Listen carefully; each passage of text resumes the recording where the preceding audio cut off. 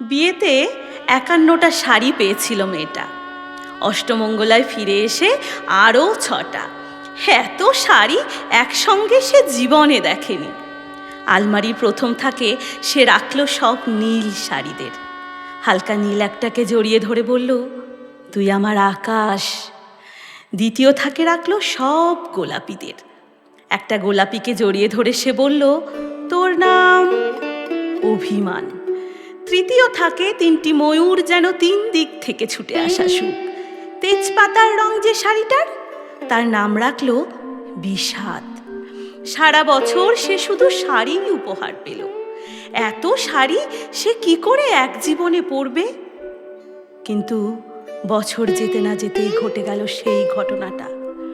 সন্ধ্যের মুখে মেয়েটি বেরিয়েছিল স্বামীর সঙ্গে চাইনিজ খেতে। কাপড়ে মুখ বাঁধা ৩টি ছেলে এসে দাঁড়ালো। স্বামীর তলপেটে ঢুকে গেল ১২ ইঞ্চি, উপর থেকে নিচে নিচে নেমে ডান দিকে যাকে বলে এল।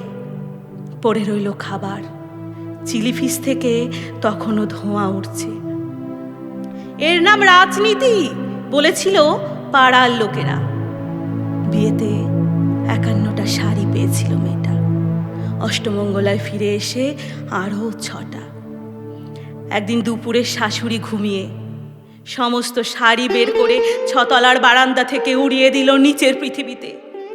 শাশুড়ি পরিয়ে দিয়েছে তাকে সাদা থান। একটা ১৯ বছরের মেয়ে, সে একা। কিন্তু সেই থানও এক ঝটকায় খুলে নিল ৩ জন পাড়ার মোড়ে।